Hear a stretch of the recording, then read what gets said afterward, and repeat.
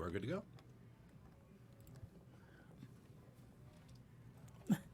All right, y'all. Good evening. Welcome to the City Kitties broadcast. This is your homegirl, Ronnie Chanel. And I got my homegirl, Melanie Hearns, in the building. Give them a shout out, Mel. What's happening? What's up, Mel? How was your week this week? Man, Ronnie. Ooh. Tell me all about it. Tell me about it. What's going on with you? Well, first of all, the aches. I'm not getting older. I'm getting better. I'm not even gonna put that on there because I don't even want nobody to know. I'm in my 30s. I'm in my early 30s, and when you in your 30s, like stuff starts to happen that you didn't realize was gonna happen. I had whiplash from an accident I had 10 years ago. So I thought, because I was a youngster, I can just get out the car, jump out and run. But apparently it messed my back up, and I didn't know. And you know how when you start getting older, you have injuries that just pop up out of nowhere. And all of a sudden, it just got aggravated, and I couldn't move my neck and stuff, so I had to go to the chiropractor and so you all told that me good this stuff. injury was from 10 years ago? This was a 10-year-old injury, so it's important. If you got a car accident, you think you okay, you might not. Just get yourself checked out. Hey, you see my finger messed up. I thought I was okay, and I'm still here, sitting here with the ugly. Look at my finger, y'all. It's so big, and I can't bend it. I was in a car accident back in July 3rd. There are certain relationships that could be a positive for. Hey, if you like a little hook on it, if you like it with a hook, okay? Here's my thing. Like, when my shoulder got messed up, I didn't even know I had whiplash, and it kind of came from out of nowhere. And do y'all want to know how my whiplash got aggravated? How? So you was doing it. No. Actually, not this time. I was at my niece's graduation party, and the kids was challenging the old school and the new school. So they was doing the old school Running Man and the new school Running Man, and I was doing the Running Man. And then they played, Please, Hammer, Don't Hurt Him. You know what I'm saying? And I started doing the Running Man. And you hurt yourself. And I hurt myself, but that ain't even how I hurt myself. I hurt myself when they was like, stop, hammer time. And I done fucked around and did the typewriter all the way around the banquet hall. And next thing I know, I done popped my neck. I done trying to do the typewriter all the way around the banquet hall. Like, you know how hard it is to drop down and get and work. I worked my quads. I worked my gluteus. Every part of my body was hurting, especially like, what's this back here? The trapezius. The trapezius muscles. Yes. My trapezius is out of pocket right now. It's trap, not tramp. Oh, well, I feel like a tramp. She a tramp. Those are different muscles. She a tramp piece. That's the coochie muscle. My trap. That's the coochie muscle. You put a coochie muscle? My trap. You know what I'm saying? You put a coochie muscle? No, I pull my trap muscle. I can't go in there and cook it like a stir fry. You know what I'm saying? I can't whip it like a stir fry. Somebody asked me. My trap muscle messed up. Somebody asked me what happened to my finger. So look, y'all. So back July 3rd, I was in Atlanta. And I got into a pretty rough car accident. I ain't tell nobody because I was all right. But I jammed my finger. All right. Your hand's not all right. Well, I thought I was okay. You know what I'm saying? I walked out of that motherfucker, okay? Then you was all right-ish. If you could have saw that car, you'd have been like, she shouldn't be alive. But God is good. And all I had was like an injured arm, and my hand was messed up. And so I thought, it would just heal up on its own. But over a month later, I'm looking like this. So I got to go get it fixed Friday. I went. So I hope they don't have to break. I feel like outside of X-Men movies, the human body just doesn't heal up on its own. That's not right. really how that works. That's what I thought. You know what I'm saying? They're like, you want to get in the ambulance? Hell no. I don't got that bill money. I don't have that. Once you hit your 30s, rub some dirt on it and walk it off. It doesn't work anymore. Like that. No, those days are gone. Also, one thing I figured out is throughout this whole ordeal, I'm not a fan of medicine. Like, I was taking like a whole bunch of pills, and I feel like all the pills that they gave me, nothing was really working. Like, legit, just regular. Sleepy, right? Yeah, all the muscle relaxers was making me sleepy, which apparently you're not supposed to do proposal 1 and drink alcohol and muscle relaxers because it make you super sleepy. That's a hell of a combo. It make you super sleepy. So you're talking about the trees, the drink, and the script? Just pop a little muscle relaxer. Oh, man, you was ready. You almost Whitney Houston out of here. I was out of here. I ain't gonna lie. You almost slipped under the water in the tub. That's how people. Like, I don't. Next thing I knew, I woke up in the casino, buck naked, with 9 people around me. Here's the thing. Story of my life, Dave. Story of my life. After all that in my body, my arm was still hurting. So the trap muscle. Let me tell you something. When you hurt a neck muscle, baby, the whole world is over. That means, like, you ever been so hurt before in your life, like you done hurt yourself that you don't care what you do to your body to stop the pain. You know what I'm saying? Like, I was in there taking Hornito shots. You know what I'm saying? I had Hornitos, naproxen, Motrin, and a little THC, and my back was still hurting. So let me tell you something. Nothing was working. So is it any better now? It's getting. But here's the whole thing. I went to a holistic chiropractor, and that's the best I felt. Like, he cracked my neck. So here's what I learned, because I had issues back in the day. There are two types of chiropractors. Like I could hang out a shingle and say I'm a chiropractor. Mm-hmm. Then there are people that go through medical school and then go for 4 more years. Those are doctors of chiropractic. Yeah. And like those are the ones that really know what you're doing. Like most chiropractors know what they're doing, but some of them are like a step above a witch doctor with frogs and sticks and stuff. Well, you know what? Let me shout this man out. Dr. Herman Glass, who's been in practice, a doctor of chiropractic for the last 25 years. He has his shop on, his practice is on 8 Mile in Southfield in Detroit. And, I mean, he regularly goes to Sim-Like conferences and all that. So he's the bomb. What's his name again? Dr. Herman G. Glass. Herman G. Glass. Yes. That's what's up. Shout out Dr. Herman G. Glass. Herman G. Glass. Chiropractor over here getting Melanie back together. Melanie. It went crack. Melanie, are you paying him for that? Yeah. Because I know a nigga with some good dick that'll do the same thing for you, that'll crack your back. No, that's going to have me really messed up. I'm really walking around like this. Like, that's all you need is some good dick. I'm be walking around. That would be the trapezius muscle. That's the coochie muscle. That's the trapezius muscle. You thought my shoulder blades was out of whack. I'm be seeing crazy. I know motherfucker push your legs all the way back to your ears. That'll crack everything in your body. And then some. I'm in a wheelchair. I ain't got time for that. Are you crazy? These bones don't heal the same. Especially since I'm about to be 35, they don't heal the same. You know what I'm saying? Say it again. You say something on this air. I promise you. Nope. You better not. Y'all. I will be 35 in September. Okay, in September. In September. I ain't say nothing. Hey, no groove. Man, I had a good week this week. I went out to Indiana. How was that? It was dope. It was an all-ladies show, except for the host, Hot Sauce out of Chicago, right? Is it out of Chicago or St. Louis? He's Chicago comedian. Chicago. Yeah, Hot Sauce. And it was, the headliner was Amber James. She was super funny.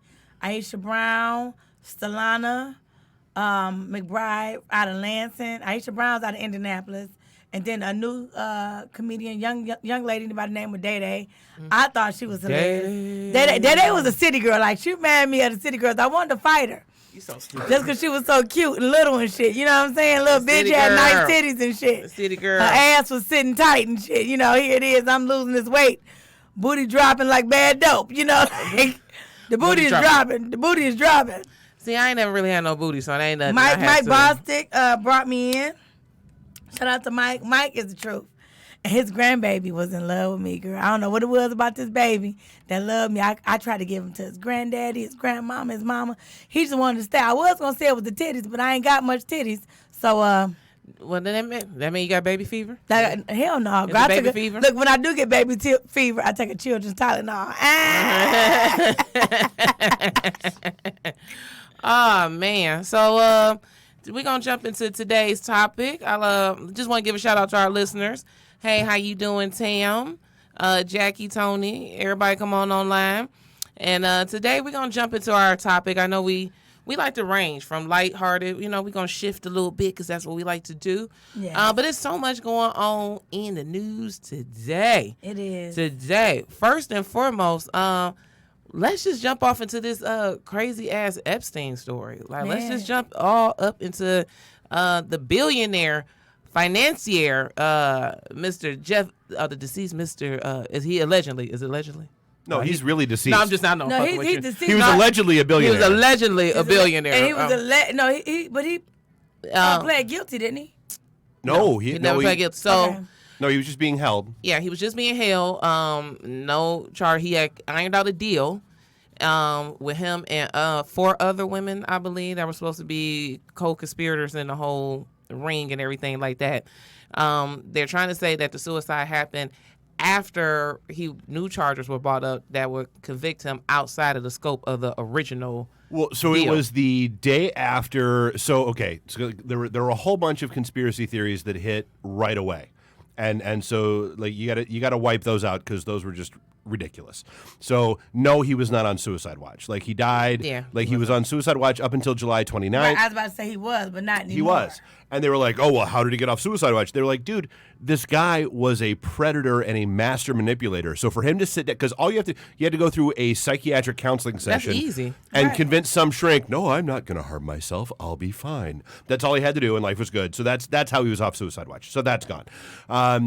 Then there were all these, charges coming up and women that were, throwing these new accusations out against him and that kind of stuff. It was the day after there was a defamation case that involved 2 other people outside the scope of that, of all this other stuff swirling, where there were literally over 1 million pages of discovery that were released. And that was to release other... That was basically to shed more light on all the other charges and all that stuff. 1 million pages? Over 1 million so I got a pages question. of discovery. I got a question. Do you all think... First of all, we got to let them know they can call in to... that is 248-809-5004. Again, that number is 248-809-5004. I want you to call in on this topic and let me know what you think. My question is to the people, do you really think he committed suicide? Nope. You want to know why? No. So here's the latest fun. I was just talking to her about this. Give it to me, Dave. So here's the latest one. So they've been, how was he left alone? Why was he not being checked on all this time? Today's breaking news was that there was one of the guards on that unit was not one of the regular guards. Shut the fuck up. And ain't nobody know who the hell he is. Shut the fuck up. Are you serious? Oh, yeah. So they just got a guard. That's some old wire shit. That's some old... Columbiana. That's some old power shit. Now here's the fun conspiracy theory twist. And I don't know if you guys have been paying attention to this angle. So Barr, the Attorney General, was all like, I'm shocked, and we're gonna get to the bottom of this, and some people will pay. No. Does anyone know that our Attorney General, Barr, started his career as an intern for one Mr. Epstein? Shut the whole fucks up, all of them. So how much digging is he really gonna do? Not much. My ex said Mr. Bill Cosby had him killed and R. Kelly did it. Oh, man. No, he was not found covered in urine, so R. Kelly was not involved. Shut up. Dave, what you say? Said he was not found covered in urine, so R. Kelly was not involved. And no pills were found in his system either. And he had no pudding. He had no pills, no pudding, no Jello, no nothing. Y'all stupid as hell. Y'all dumb. But, I mean, it brings a bigger issue, to the forefront. Sex trafficking. Mm-hmm. But you know what? I have a question. But here's the thing that's ironic to me, though. Alanis Morissette says what? Yeah, that definitely. But here's the thing that's funny. Epstein, they're crucifying him. He's a pedophile. He's a billionaire. And they're bringing the whole thing down and everything like that. But my thing is, if he made a good song, would we have to excuse him?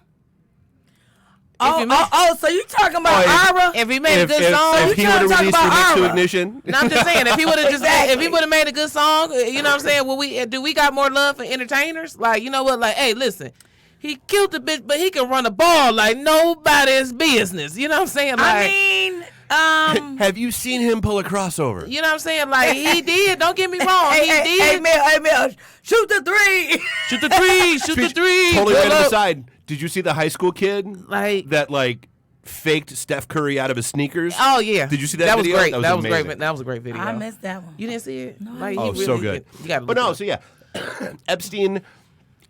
No, he didn't kill himself. There's absolutely no. I'm sorry. He was going to tell on, and me and X feel the same on this one. He was going to tell on everybody involved. Oh yeah. I've got a list of names of people who were involved in. Exactly. Like, I guarantee you, next week this is gonna be on SVU. I guarantee you. They're typing it up right now. Next Thursday, this is gonna be on SVU. They are really good with quick turnarounds. I promise they are really good with turnarounds. Bill Clinton said, "Hey, Bill Clinton lied and said he was on his plane 3 times. The pilots have it logged that he was on his plane over 57 times. It's a lot. It's a lot going on. It's a lot going on, and that's my whole thing. So. But again, I mean, I'm glad everybody is getting the roof covered. You know what I'm saying? But I'm just saying, like, everybody, like, emphatically believes him. You know, they believe each and every one of these victims, and they're taking them at face value. Mm-hmm. But that don't happen. But see, that don't happen in the. But that's what I'm saying. So my point is, why is it that we believe the victims, Epstein victims, and we don't believe the victims, we don't believe R. Kelly victims? You know what I'm saying? Like why? Some believe them, but most don't, because they have that. We were just talking, Mel, yesterday. So here's the thing. I actually just watched a thing about the whole R. Kelly victims and why a lot of that hasn't come to trial. That's because a lot of them won't testify. And a lot of, it's their families that are saying, oh, they were brainwashed and they were this and they were that. The actual people themselves, even though they might have been minors at the time, are now adults and are saying, nah, I'm not going to testify. I'm good. I whatever happened, and no, it wasn't that. And so they can't really move forward. In the Epstein case, you got all these women going, no, he did this. This is exactly what this was. Here are photos. Here are this. Here's phone logs. Here's everything else going on. Yeah. No, but I'm saying that, and that part I get, but even in the same accent, I'm talking about just on social media. You know what I'm saying? Mm-hmm. Like, even with social media, there's not been one person who said these women, you know, that came out with Epstein and all this, they rallied around them. No one called them and liars. Nobody called them liars. And my thing is, they don't even believe the women talking about Trump. And that's what I'm saying. So it's just like, but we believe this one. And that's what I'm saying. So what is it about the person that we like, oh, well, we go ahead and believe this person and not this person? Because in my opinion, even with R. Kelly, even with the victims not testifying, and somebody, and here, I'm going to just play the devil's advocate for a minute. Yes, there are some people who are like, you know what, I did it, this happened to me, you know, I don't really want to relive this, you know what I'm saying? But in the same token, it's some people who just, they might be embarrassed, you know what I'm saying? They might not want to talk about it, they might not be embarrassed. I believe that we are all accountable for our actions and what we do. What's up, JP Justice? Hey, baby. I believe we are all held accountable. And I get it. I get it. As a young woman, you can be manipulated. You can be coerced into something.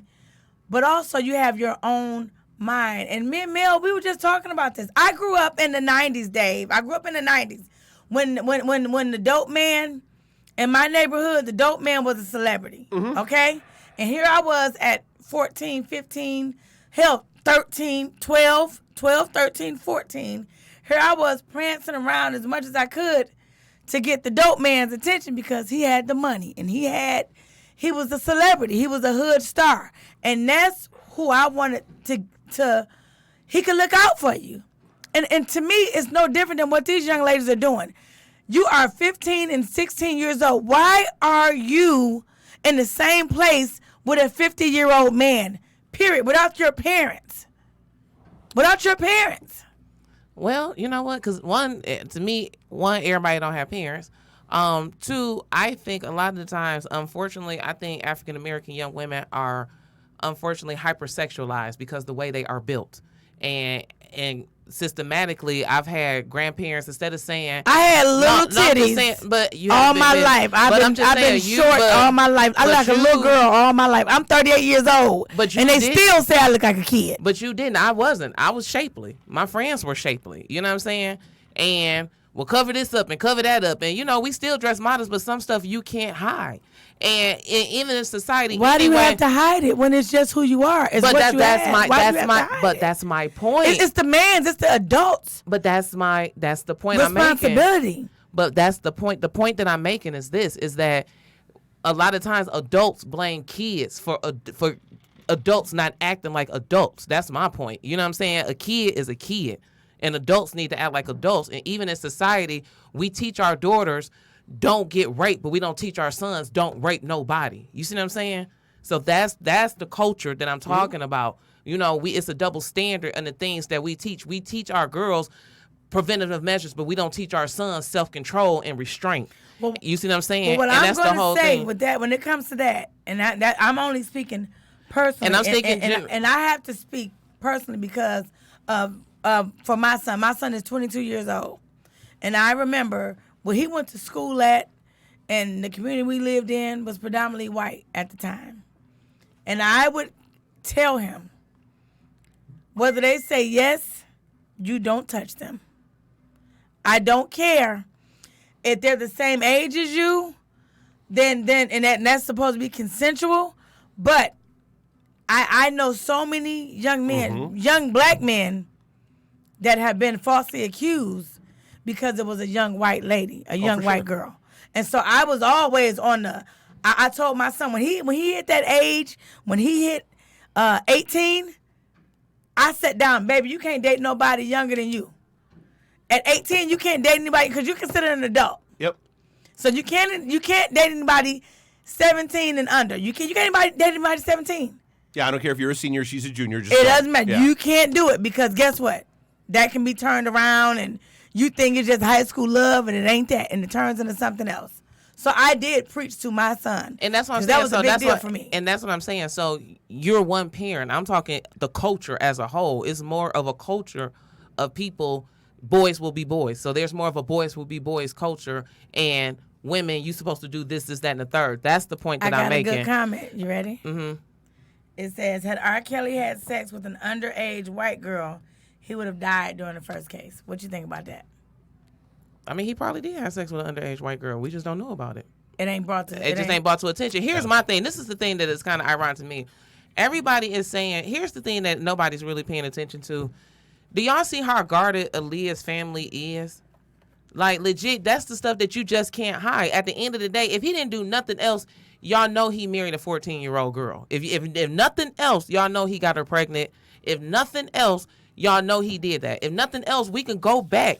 I felt creepy going back and watching the interview when him and her on an interview with Donnie's outfit. How uncomfortable the host would be looking. See, I didn't realize it because I was young, but now I'm looking at how uncomfortable the host would look, and he all like, "This is my best friend."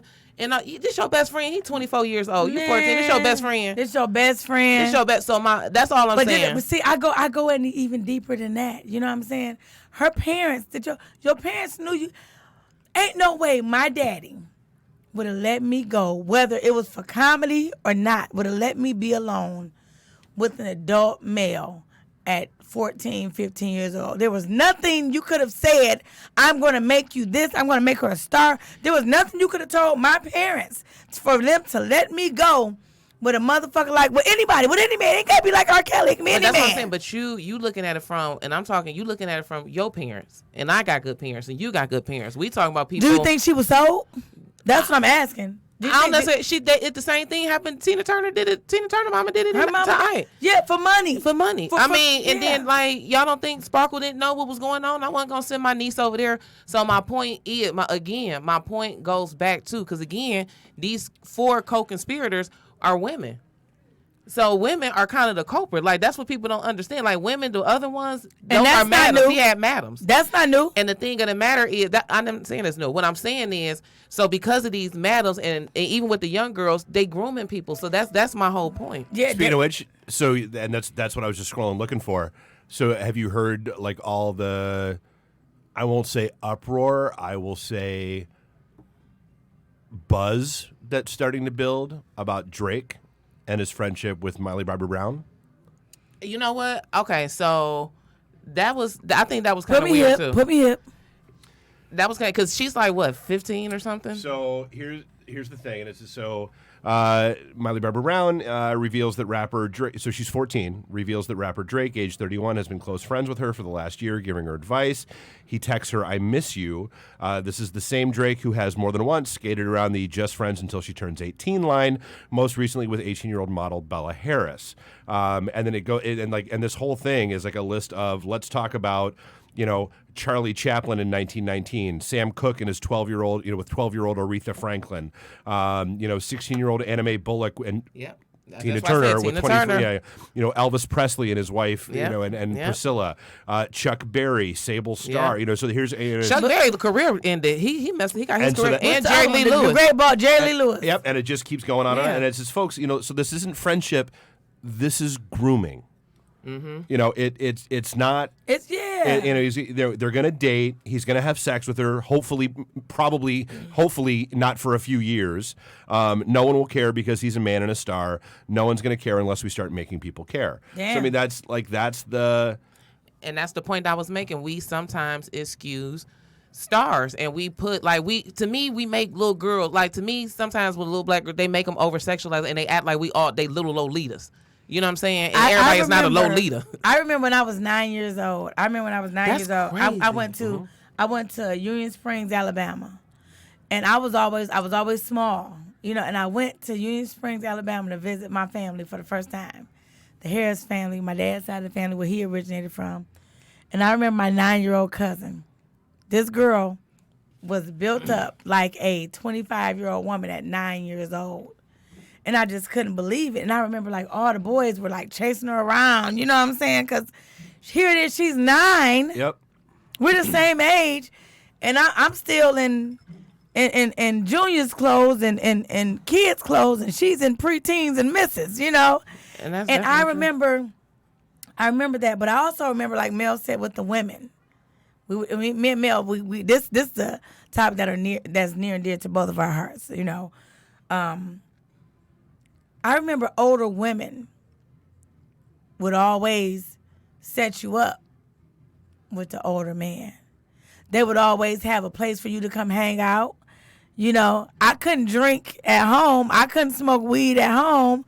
But Shirley down the street, right? She was cool. She was 20-something years old. And if you were to say, "Hey, I'm going to guy name house," no, no, I'm going to girl name house. Okay, you can go down to Shirley's house. You know go what I'm down saying? here, but ain't no problem. And Shirley would sit there basically, and when I look back and think about the thing, she'll groom you. She'll set you up just to pimp you out. So look at Harvey Joel Firestein. Ah, yeah. Exactly. You know, that's the thing. You know, you look at, okay, great, everything he did, and he got nailed to a cross like he should have, and everything's good. But what about his assistant? And that's all that were I'm always saying. So basically that was the his whole wingman. thing, the wingman. Yeah. Because you can't tell me birds of a feather don't flock together. You know what R. Kelly's security, R. Kelly's close entourage would slip these young girls his number or would set it up. Or into the hotel. Or into, yeah. And then this is what I always like to, because a lot of people, and then we can switch, but what people don't realize is that stuff can come out in different ways. You know what I'm saying? And 12-year-old Aretha Franklin and Sam Cooke. Everybody like, oh, well, Aretha Franklin, she was the queen of soul. Do you hear all the pain in her music? Yep. You know what I'm saying? That's that pain. See, I never heard that story. So it was a rumor, but Aretha Franklin and Sam Cooke hanging out? Yeah, that's some bullshit. And her daddy, let that but she go. went. And here's the whole thing. Like a lot of that, and I mean, don't nobody want to say it. I mean, Diana Ross was kind of young. Pimped out. Diana Ross was young too. But the thing of the matter is that's the weird part about it. Like, honestly, and it's the weird part about it. And we pick and choose. Well, but no, the weird part about it and the twisted part about it is you read some of the interviews with like the parents of Priscilla Presley and like those kind of folks where they were like, well, yeah, it might have been a little sketchy, but he could provide for her like we could never do. What song was that? Reba McEntire. Fancy. Oh, yeah. Fancy. So I mean on some level, okay, good for you for wanting better for your kid, but not by pimping them out. Exactly. That's what you're doing. Exactly. I told my children, there's no way you can come to me and say, hey, Mom, I'm going to leave and I'm going to be on tour with Drake. And I'm 14 years old and I'm going to be good and I got somebody watching over me. Girl, I'll beat you and Drake ass, motherfucker. I think the thing of the matter is that a lot of people, it's a lot of responsibility and it's a lot of blame that has to be shifted everywhere. And the same thing is like, because these are some of our favorite people. He's the king of rock and roll. Don't nobody want to say that, but again, why is it that Elvis Presley is praised, but Chuck Berry, which you took your style from, you know what I'm saying? Why is it that he's disgraced? You know what I'm saying? So why is it that I would almost question that because a lot of people don't know that we pick and that choose. Chuck Berry story. Like a lot of people, so that's the thing. Like you look back through some of that stuff, like people don't know a lot of those stories. But here's the thing. That's the part because nobody really knows about. They know about Chuck Berry, but he never got brought. Chuck Berry got brought down because again, he was dating underage white women, white young ladies too. That's another thing. But what I was gonna say about that was, so I used to be a probation officer, and I saw a lot of that. I saw a lot of where girls would tell and it was still a lot of the white and black thing and all that kind of stuff. And that still did exist. You know what I'm saying? Because boys would get, and it still really does exist. But again, I think that speaks to our culture that a young white woman can go in and say whatever and we believe her, and a young black girl, we question her because we over-sexualize her, and we make, because of her body and the way she's shaped and all this other kind of stuff, so we make her the Lolita, but we make her the victim. So what's the difference? You know what I'm saying? Why is it that the black girl is Lolita, but this is the supreme virgin right here? You know what I'm saying? Like, and you could tell by the victims. So even with R. Kelly, you know what I'm saying? Even with the girls putting their hands up and stuff like that, I do have some people who be like, I did it and I wanted to and I don't care. And it might be some people like that, and it might legit be some Lolitas, but it might also be some people who be like, man, dude, I did some fouls. I shouldn't have did that. Well, not only that, but I'm sorry. When you are 13, 14, 15, 16, no, you're really not capable of making those decisions. Like, I'm sorry. There is no way that a teenager is capable of hanging out with a 50-year-old billionaire, illicitly flying them around the world, giving them whatever they want. It is the parents. That's my problem. So that's my thing. At that point, I can't. I look back, and my parents were very trusting of people that they didn't know. You know what I'm saying? They thought, okay, when she's here, she's this, she's that, and the third. But I wasn't. And not only that, I had my own mind, and there's some parents, my parents didn't know shit I was doing. I was slick. They would drop me off at one place, and they thought I was safe and secure, and I would be there all day. And then me and my crew, we had a mind of our own. When their parents left, we left. We did whatever we wanted to do. I've told my kids a bajillion times I feel sorry for them because I lied every lie, told every truth. Oh, my kids ain't. I say y'all can't fuck with me. I'm the best. And as far as they're concerned, I invented the internet. So that's all. Yeah. So they are. So here's the thing, though. I was sneaky as well. What I would say to that is, it's two types of. It's a myriad of people, because some of these girls don't have parents. You got to think about the people who are undocumented, who not even here. Yeah. There's no paper trail. It's no nothing. You know what I'm saying? Especially when you in Miami and these other kind of places. And, so you got to take account for the people who are shifting these people around, and we don't even know they're here. You know what I'm saying? So you got you got those people.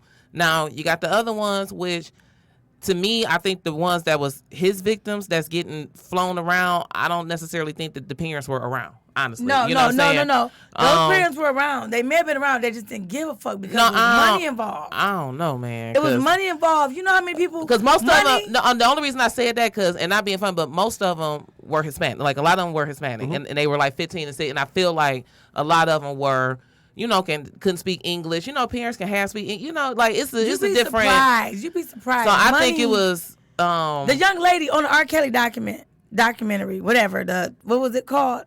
What was it? Surviving R. Kelly? Yeah. On that, the young lady said her parents took her to this concert. They let her go backstage. Now, they was stupid. Come on now. Not only they let her go backstage, then he said, okay, I'm going to take her and I'm going to teach her, I'm going to train her. But she got to travel with me.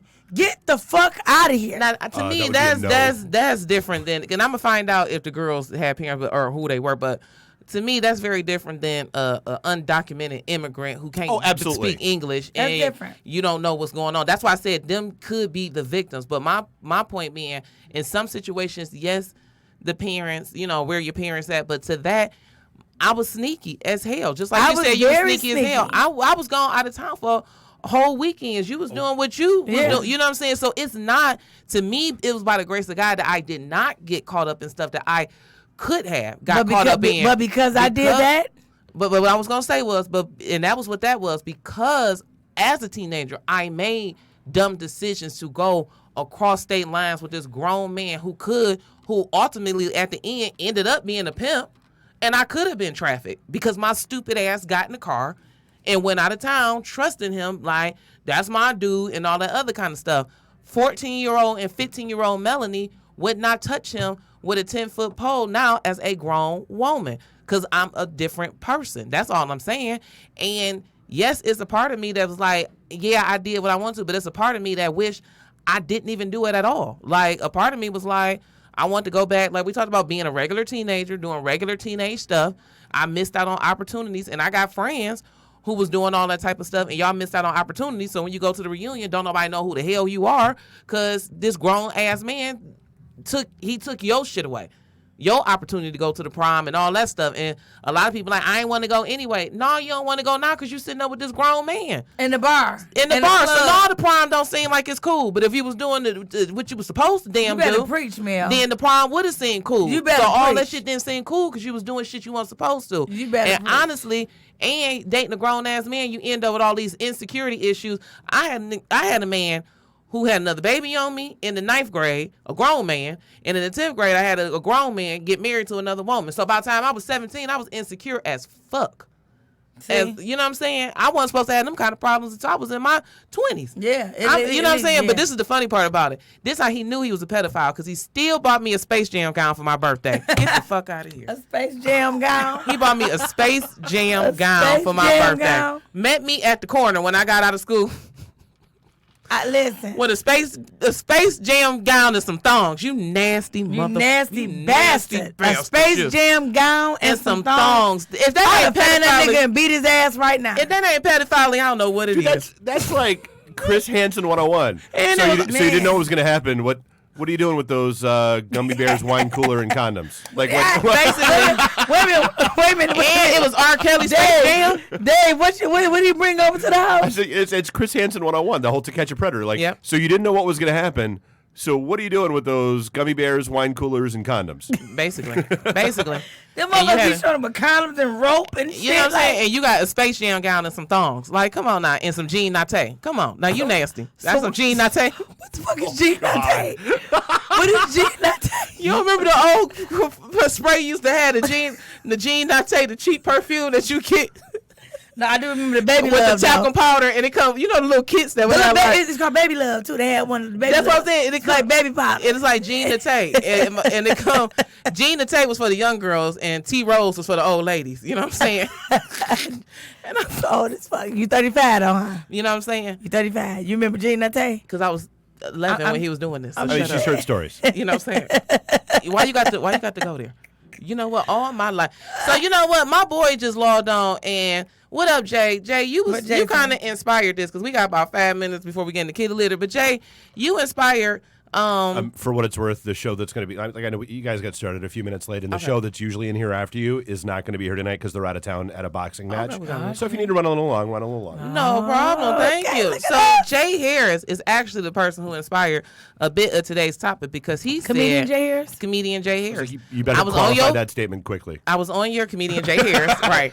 I was on your page, and I saw that you had posted up.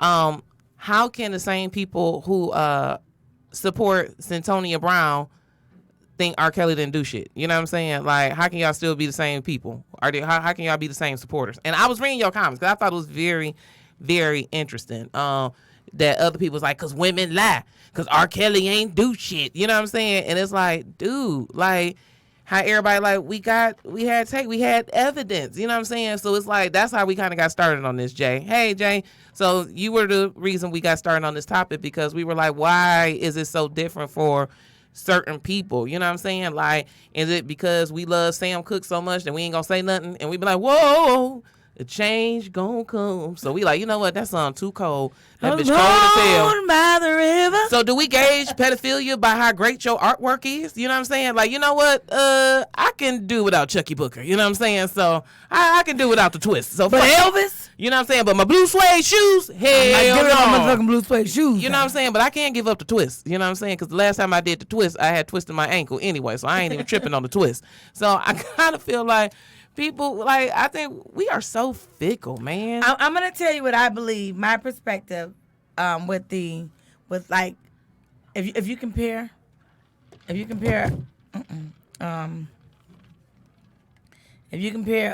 R. Kelly with Jeffrey Epstein, I believe that R. Kelly's victims were black women, and I believe that we go unheard. We go, our voice, our our cry out for help goes ignored so much. But I think other women are the reason. Hold on, not only that, but I also think that as black people, we have been had misaccusations and been accused of things we haven't done and been sent to prison and this, that, and the third, to where when something comes up like this, we want to stand behind you. We want you to be right. We want you to have not done this. Because how many times we're so against the justice system because the way the justice system has treated us, that's what makes the difference too. We will rally behind R. Kelly because it's R. Kelly and he's one of us. He ain't one of me no more. He ain't one of me. If you want to call in, the call-in number is area code 248-809-5004. Again, if you want to call in, the telephone number is 248-809-5004. Tell us what you think. And tell us what you think, because we want to know. You know, Jay, like I said, you was the reason we kind of jumped all the way into this. And I think other women are kind of the culprit most of the time. You know what I'm saying? I really do. So we're going to be here a little bit longer because we're going to jump into some other stuff.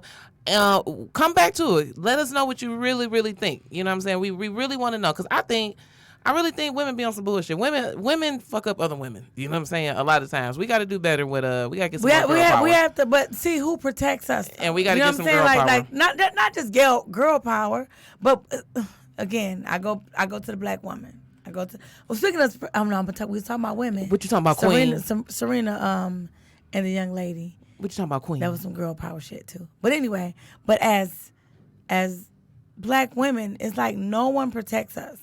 I've seen videos where black women getting beat down in the street by a man, by anybody. And they just record it. They don't know who is protecting us. You know, we take care of the man. We take care of the man, the children. That's what we do. I think black women protect ourselves. And I think if black women, you know what? I'm telling you. If you want to end the war on terrorism, let black women be at the TSA, okay? Let us work all the TSA. Let us work all security, because we going to get you together. Like, I know you got that baby. I know how you feel. Okay. But I'm going to need you to sit here for a moment, boo. Yeah. Okay? I'm going to hold the baby. I'm going to need you to go in there.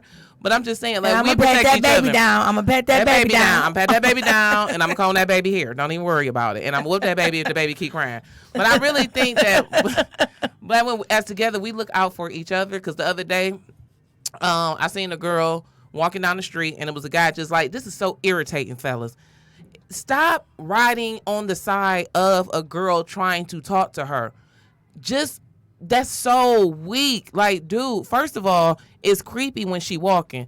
Most of the time, either she gonna stop and be like, you know, yeah, you can have my number. I don't know. But please stop riding alongside of young ladies, like, for a half a block trying to get her phone number. Like, one, you hold no traffic. Two, you probably annoying the shit out of her. What's up, Rachel? And, like, it's creepy. So a guy was doing it. I bust a Yui on the side of him. Sis, you okay? She like, oh, I'm good. He looking like, I'm checking, and because she don't want to be bothered. I wanted to cuss him out. She don't want to be bothered. And that's what we're supposed to do. Like, just pull off. So my thing is, I don't care. I'm big auntie in these streets. I'm checking people. If I see something and I'm like, and I see a young lady out here, sis, you cool?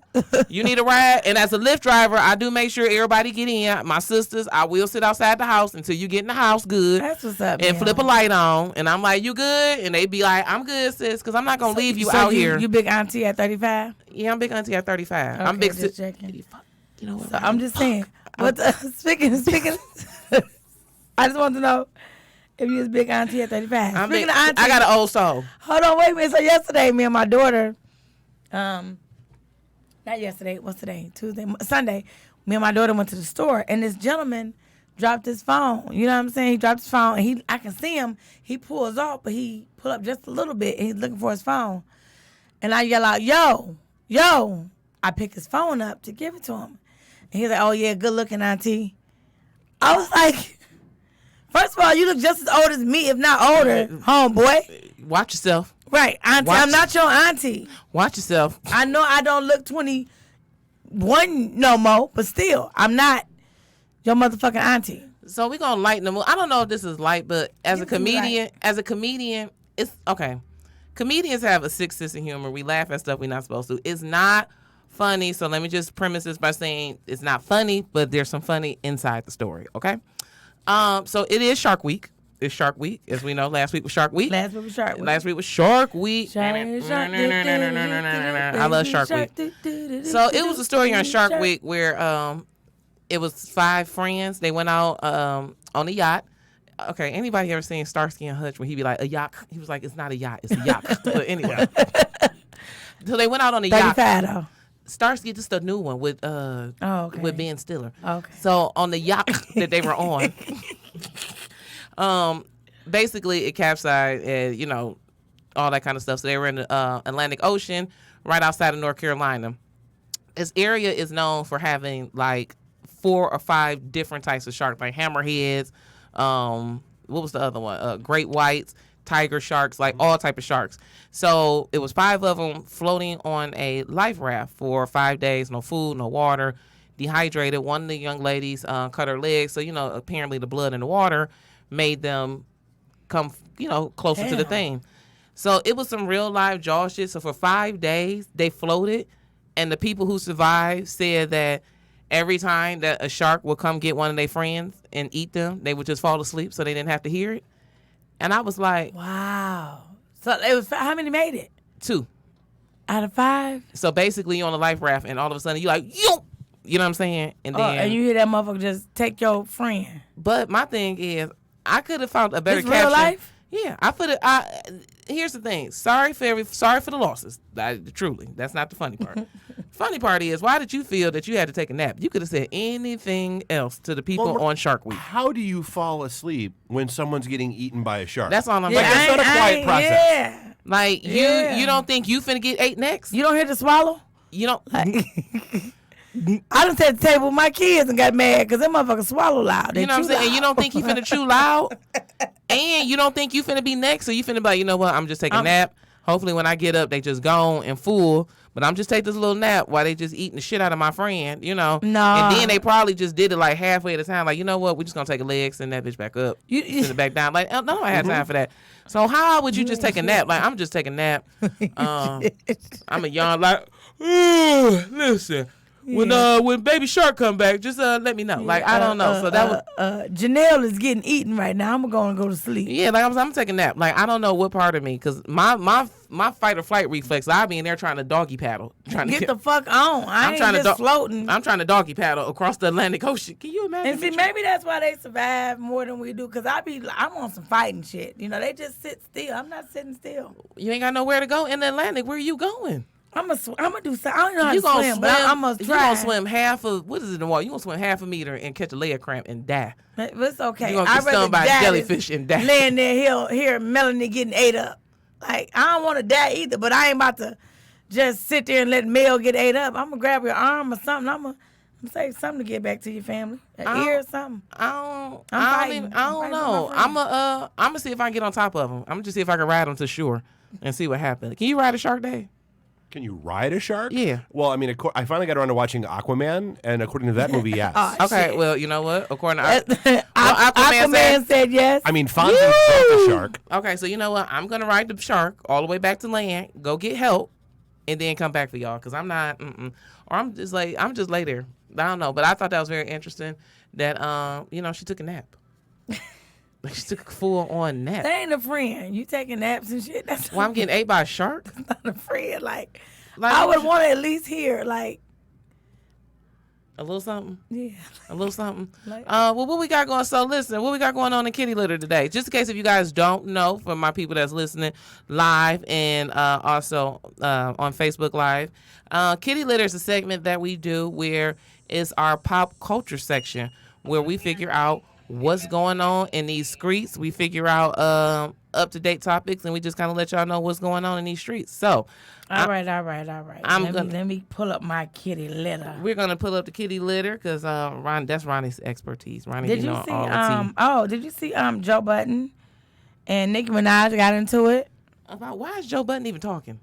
Girl, cause Joe Biden. But Nicki Minaj gave it to his ass. He talking about tried to accuse her of doing drugs and just all type of stuff. And she just like, she was going at him like, you come after women. She feel like he come after women because he is jealous and upset about his career, not blossoming and blooming the way these young women have, and You they can't don't tell me defend that nobody themselves. like pump it up. Doom. Somebody like that. I mean, that was a hot song, Bring your but, fan. how far did it go? Some more. So Tyrese had called what's the movie, Hobbs and Shaw, a little spinoff. Mm-hmm. You know, the sales started off a little slow, but then it came in and picked up. So now Tyrese has since deleted his post. Oh, he called it a little spinoff. He was trying to roast him. Called it a little spinoff, you know, because he's not in it. He's not a part of it. You know what? I was kind of looking at that. I'm so torn. I don't even know if I really want to see it. Like, okay. The girl part of me want to see it because I love Jason Statham and I can look at The Rock. So they are both attractive men, so I can look at them all day long. But I feel like it's gonna be so over the top. I haven't seen. Like, I really never was feel a like it's Fast gonna and be Furious fan. No, I feel like In it's the really first gonna place? be like I feel like they're gonna be driving cars on top of like buildings, Cars, and other cars, and then like, and I heard this is how I know it's gonna be over the top. So I heard also with the kitty litter is that in their contracts, both of them cannot lose. So contractually, they cannot lose a fight. Neither one of them can lose a fight in this new movie.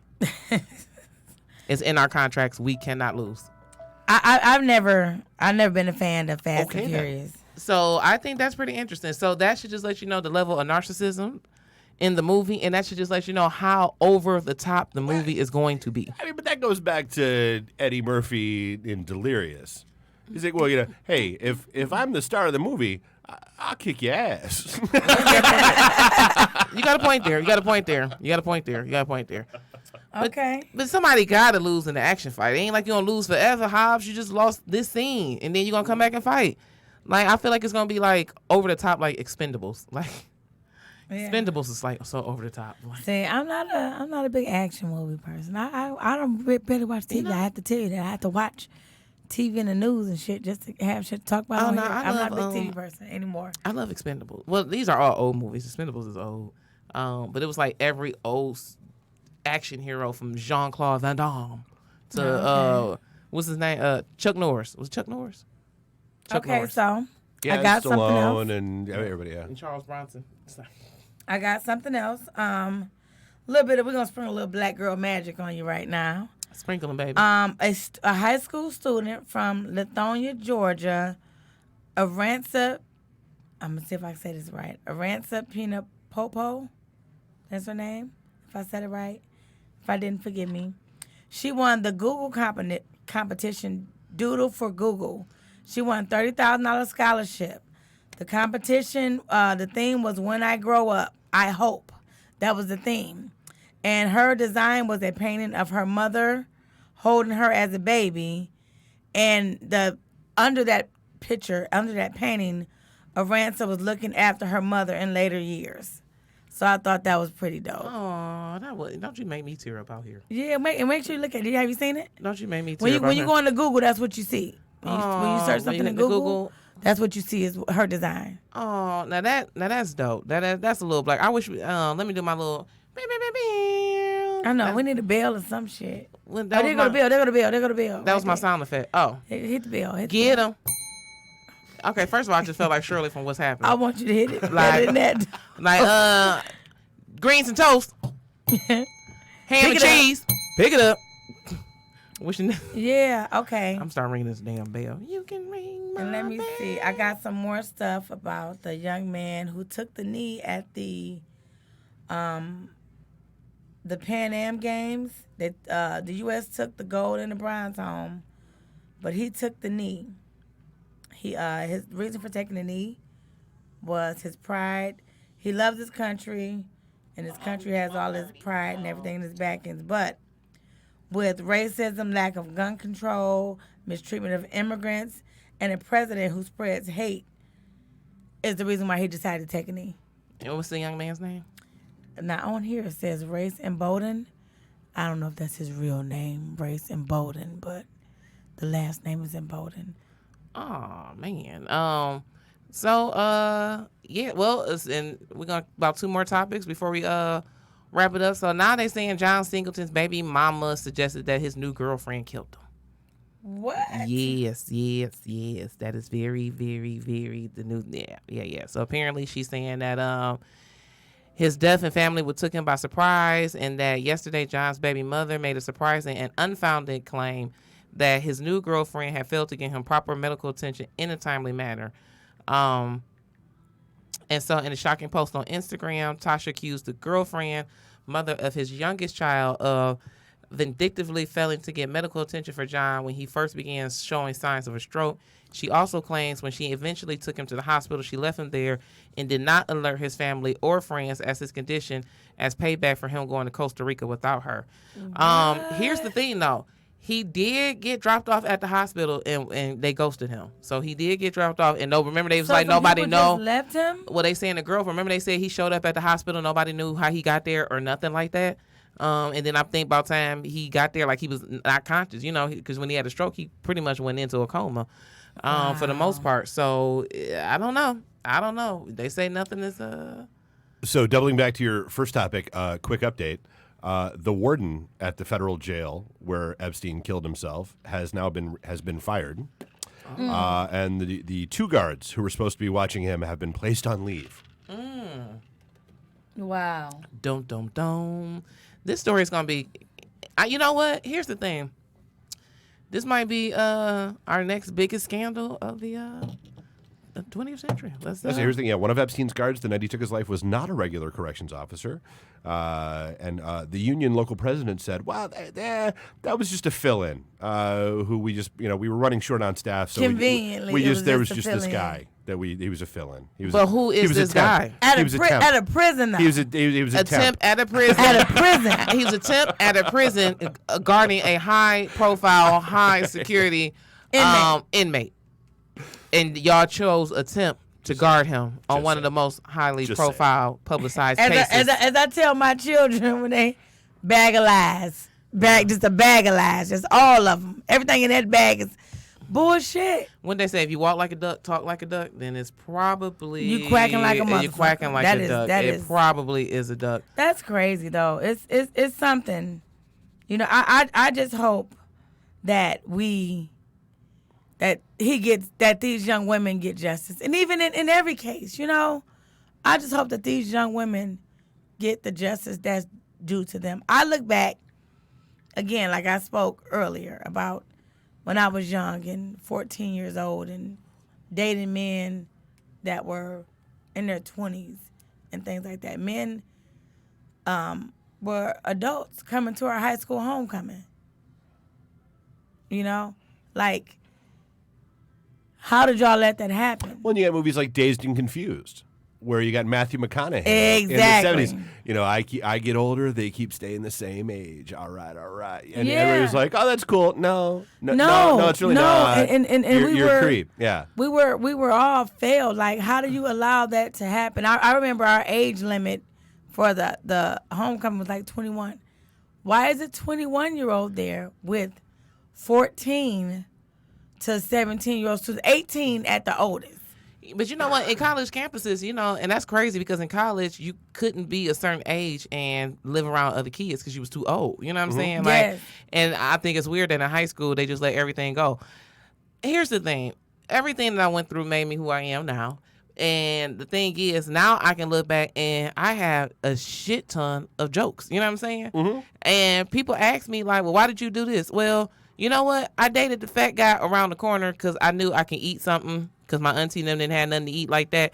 And I know I can eat something he had cable. You know what I'm saying? So I was always resourceful, Dave. You know what I'm saying? I was resourceful. I was like, let me pick somebody who can be resourceful. And it was all of it was women like it was young women just like that, Mel, that were taking advantage of because he presented food to you.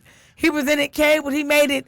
I got air conditioning. He was a literal sugar daddy. Yeah, literally. He was giving you ho-hos and ding-dongs. But that was the fat person. Ho-hos and ding-dongs. You know what? But that was the part that was like, because my parents could have provided all that for me, but I wanted to be comfortable everywhere where I went. You know what I'm saying? And that was the pamper princess in me who wanted to be comfortable everywhere that I went. So, I mean, I laugh about it now because I'm like, it's funny. And I'm like, it's so funny now because now you see how old they are. He got bad knees, all kind of stuff. Girl, like, it's crazy. You be like, ugh. I look back and I think about the guys that were They so old. like hanging out around my high school and stuff, the grown men and this, that, and third. I remember some of them telling us, I remember guys telling me, oh, you're so mature and you look so much older. I always, like I say, I'm grown as hell and I still look like a kid. I've always looked like a kid. But that's all the words that they use. You're so mature. You don't look like the rest of them. You don't act like the rest of them.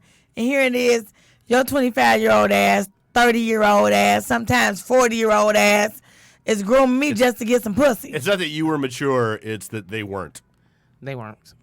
Because I promise, they were nasty. That's what they were. They were because nasty. Because let me ask you, because Ronnie Chanel right now, at the age you are now, would not even kick it with none of them. No, none of them can get none of this action. And that's what I'm saying. Well, so it's one. It's one. No, I'm just kidding. Now, it is one way until I got 18. We did get together. But I'm just saying, I think, but here's the thing. How do you feel about that? How do you feel about the one that waited until you were 18? Like, ain't that creepy too?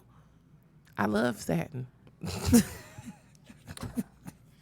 Satin waited till I was 18. But ain't that creepy too? The fact that he saw you and waited and wanted you to become a woman. Drake's waiting. That's exactly. That's what Drake's doing. Waiting. It's not admirable. But here's the whole thing. Again, there's somebody else that we didn't throw out.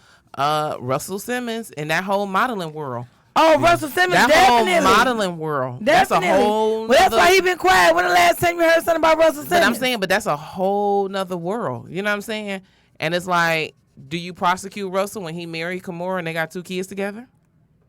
You know what I'm saying? Woody Allen. Okay, Woody Allen married his adopted daughter. But that's what I'm saying. So it's like, where do we? That's all I'm saying. I don't know. Are we treating stuff on a case by case basis? Is this a blanket thing? Are we? I mean, you go back. I remember. I called him. He was my granddad. He was one of. I had 2 granddaddies on my 2 sets of grandparents. But I remember my grandfather saying, my grandmother would always say that he came and got me from my father's house. She was 14 years old, and he told him that. I want to say he may have been 19, maybe 20.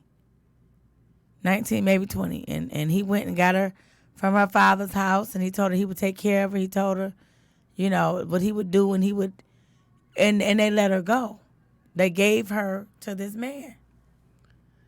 And you know what I beg to say? Well, a lot of people, times were different back then. And you know what? And here's the thing this is what pedophilia is pedophilia. Okay? But this is the thing. When people would say that, and I hear people say that, and they be like, well, my granddaddy, I'll be like, number 1, your granddad was nasty. Number 2, go back and ask your grandma, them first years, wasn't he not a shitty man in them first years? You know what I'm saying? And most of the time, your grandma say, I grew to love his ass. Now, I can know a lot of times I grew to love him.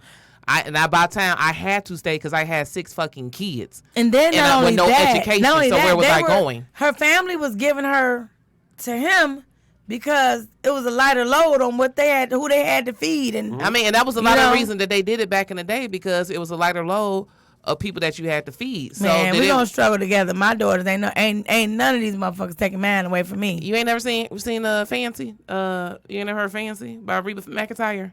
Mm-mm. When she dressed, as a matter of fact, the woman dressed her up because she was like, we ain't got no more clothes. She dressed her up, gave her to one of the aristocrats, and they went up there, and then Fancy became Fancy. You know what I'm saying? See? So, I mean, coal miner's daughter. Shit. No, guess what we gonna do? Guess what? Me and mine, we gonna struggle together. We gonna figure it out. I ain't letting no motherfucker take mine from up under my roof and become a parent. No.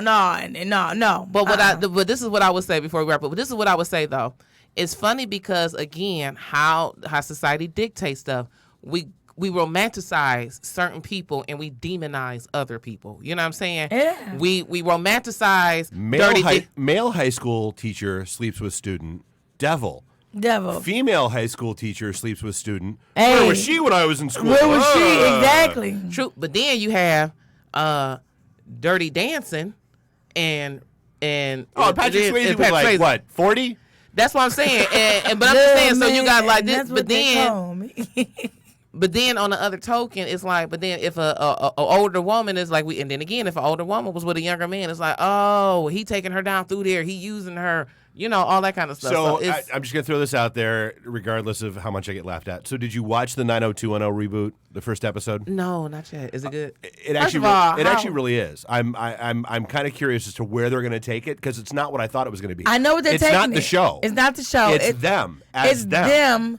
And who they were at that time and going back. And who they are now and looking like it's because it starts at it's the 30th anniversary of the show and they're all coming together for this convention and it's them as them, the act. So, but there's this one scene where Jenny Garth and Jason Priestley are talking. And she's like, of course you don't mind. You get away with everything. You've always gotten away with everything. The more you hoard around and got in fights and that kind of shit, the more people loved you. If I wore the wrong color if my nails were painted the wrong color, I was a whore. Mm-hmm. They did think Jenny was a whore. So I mean, that's that double standard.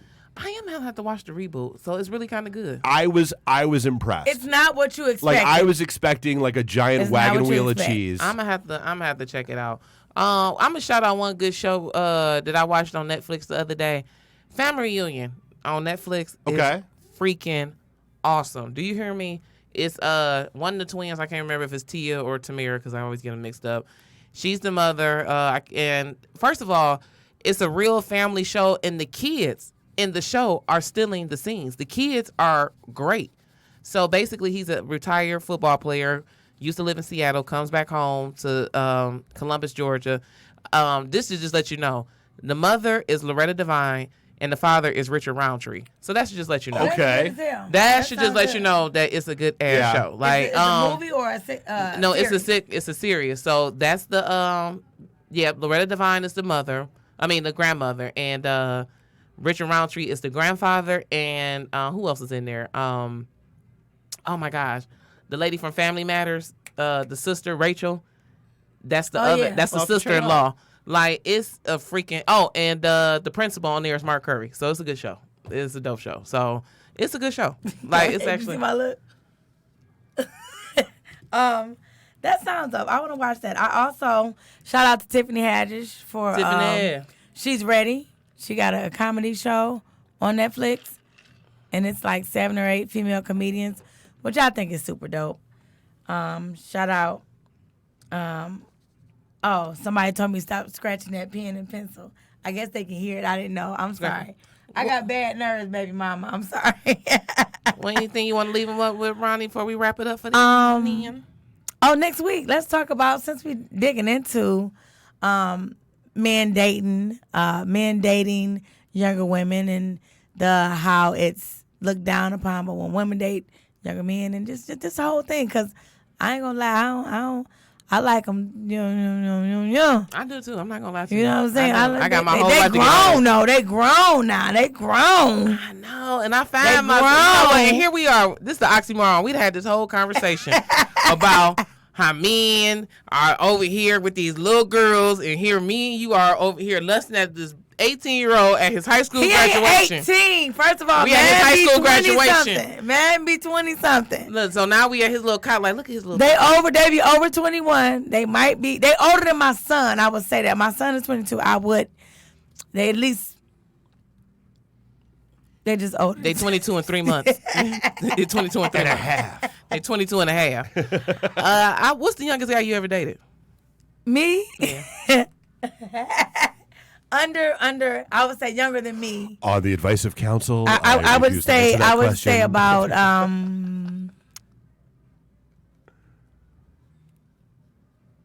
about 12, 13, 14 years younger than me. But he was over 21. Okay. But he was over 21. But I was, at the time, I was probably like 35. And he's like 22. And we ain't date, you know what I'm saying? Look at you. Did all this talk about these Epstein and you out here blowing people's minds. Hey, they 22. And he's still impressionable. And you going to bring that grown woman stank over there and you going to gave him that monkey. It was shepherd's pie. With grown woman shepherd's pie. How you gonna get him some coochie and some shepherd's pie? I cooked this motherfucker collard green jams, mack and cheese, and then suck a dick. You know what I'm saying? And you think he want to go home to his mama? I cannot lose. You can't lose. I cannot lose. Allow me You to young hoes ain't fucking with me. You chicken finger cooking bitches, okay? And you know what? That's you exactly hot and ready right. going to pick up bitches. You cheesy He's rice. eating greens over here. You Lipton Peck. Cheesy rice eating. Making noodle, Alfredo noodle bitches. Make your own sauce, bitch. Chicken on the George Foreman. But that's all right, though. That's all right, though, because they sitting over there like, with your bad knees and your neck, shoulders, your arthritis. Bitch, I can make a roast, bitch. I can cut a chicken up, a whole chicken, cut and clean a whole chicken. But you can't do 12 squats. Like, you right. Fuck, I can't. You right. Okay, you got me there. Fuck with me. I can cut and clean a whole chicken on your ass, though. But you can't run these I'm 3 telling laps. you, I can make a sweet potato pie, bitch. You can be like vegan too. So listen, we had fun with y'all tonight. We went a little over, but that's okay though. We had a good, and it's all right though. You know, we had a lot on our mind to talk about this evening. Mel, what you got going on this week? I'm chilling this week.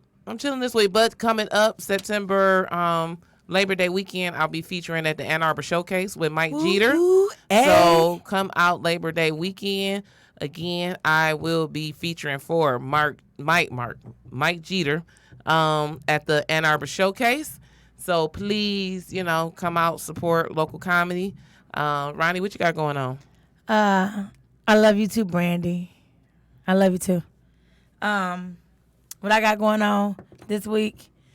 Sunday. Oh, so it's a family weekend for me, and I want all of y'all to come out.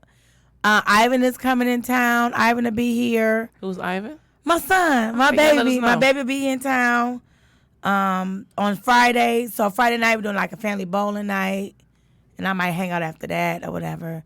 Saturday we're doing a beach party at Metro Beach. You know what I'm saying? And then Sunday is the last on the line, my show that I'm producing and putting together. Myself and Alicia Royster, we're putting together this show. It's gonna be a great show. It's I'll be hosting. Bill Hill is my headliner. Simply Chanel will be there in the building, and Anthony Jernigan. So it's gonna be a great event, and a host of other comedians. Great food, great DJ, 420 friendly, all type of vendors. It's gonna be dope. So y'all should come out and hang out with us on the east side with my homie Ty Farley and Chico Sticks. So y'all, it's gonna be dope. Backyard fun, grown up fun. And what is your Instagram so they can follow you on Instagram? My Instagram is just simply Ronnie Chanel, just RONISHANELL. Facebook, I'm back to Ronnie Chanel, y'all. Ronnie Chanel on Facebook, and also you can follow me on my fan page, comedian Ronnie Chanel.